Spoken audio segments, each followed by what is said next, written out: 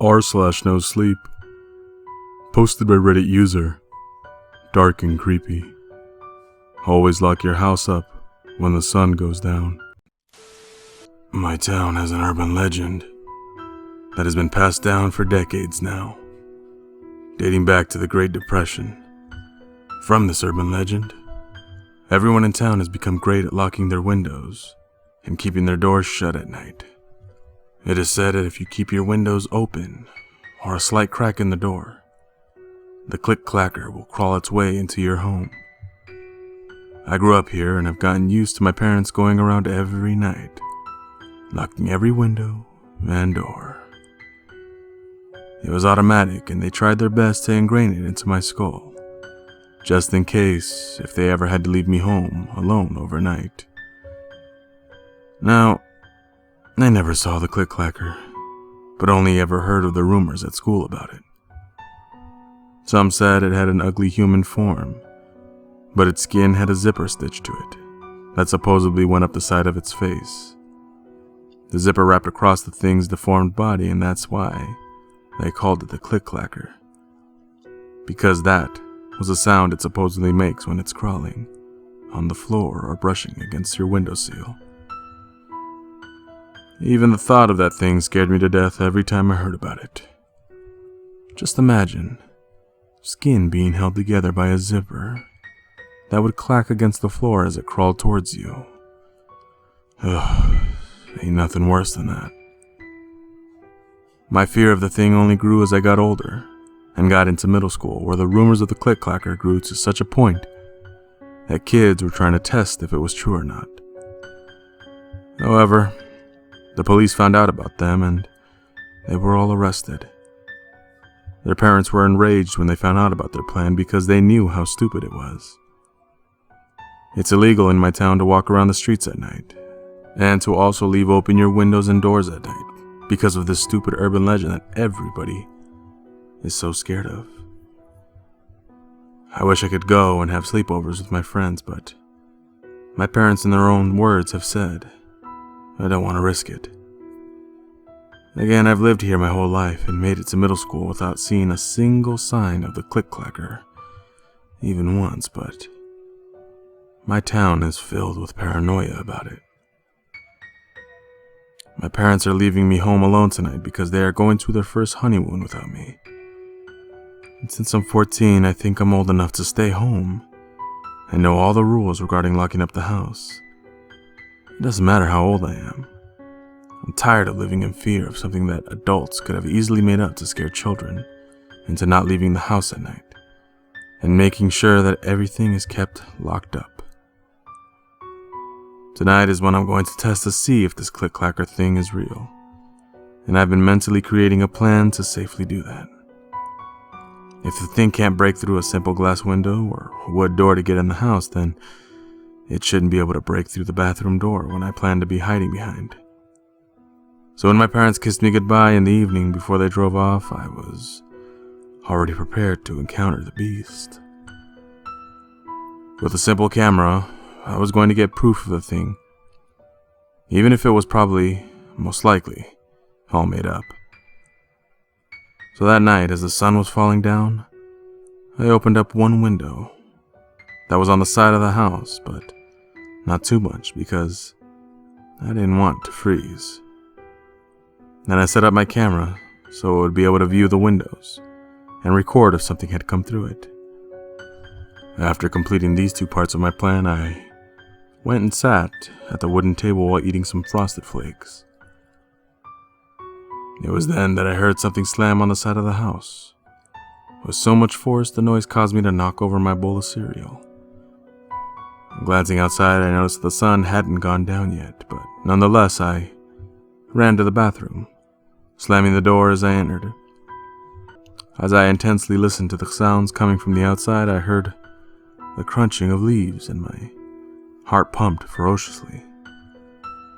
I then heard someone knocking on the door. Still scared to death, I shuffled over and opened it, to find my neighbor Phil with his hands on his hips. "You left your window open, past the required time to close it. Your parents were smart to have me check up on you, See if you locked the place up. Oh, really? I thought for sure I locked everything up, I said, trying to act innocent. Well, you need to double check everything in case, because you never know. Anyway, I wish you well. And don't stir up too much trouble with your parents being out and all, Phil said, as he turned and walked to his own home. I closed the door but observed him from across the street for a little bit to see if he was going to come back. He wasn't, as I saw the shades in his window light up from the TV screen inside. So I decided to clean up the spilled cereal and finish eating. When I finished that, the sun had gone down, and I was ready to reenact the plan. So, opening the window again, I poked my head out to see if anyone else was around, but luckily, everyone had already sheltered in their homes. Leaving the window open, I went to the family room to play some video games and kill the time. About 40 minutes in, the TV began to flicker. It was strange because it had never done that before, but I tried to continue to play.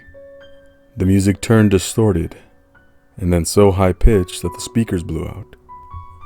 Falling off the couch due to how abruptly the TV sound cut off caused my heart to race, as the sound was so high-pitched.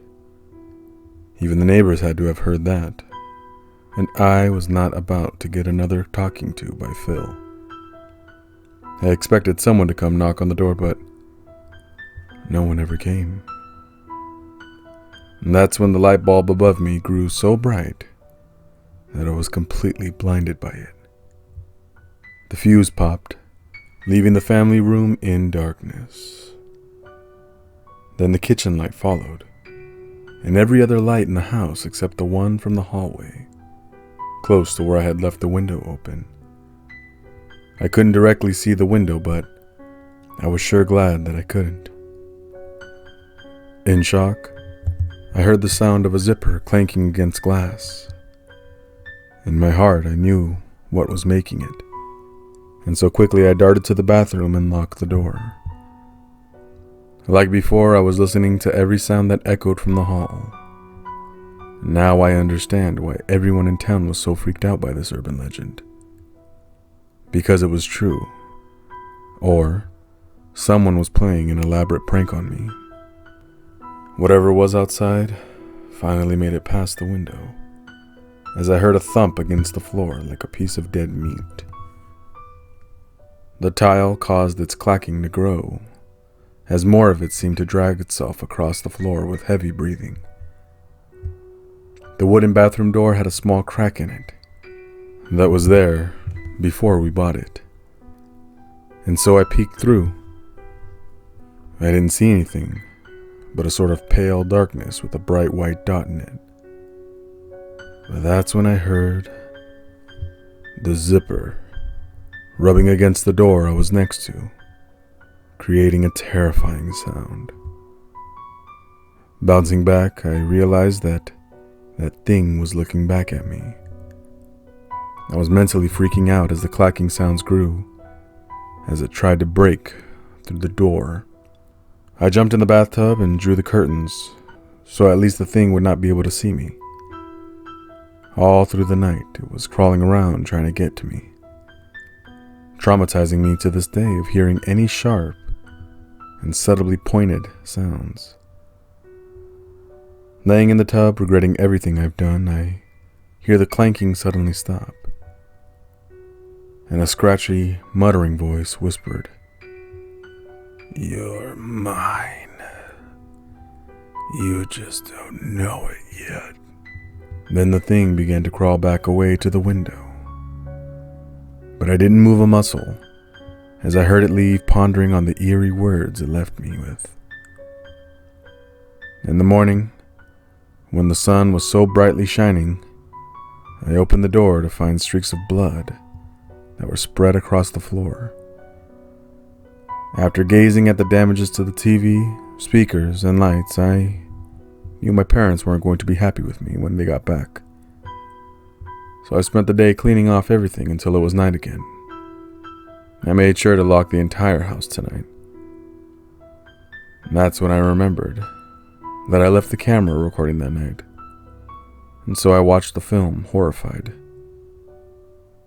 I saw the creature come into my house and how disturbing it looked. I zoomed through the tape, but never saw the point where it actually left. My heart began racing as I frantically kept scrolling through the tape, but not finding a single time it left the house. It was then I heard the attic door creak slowly opened, followed by the click-clacking sound.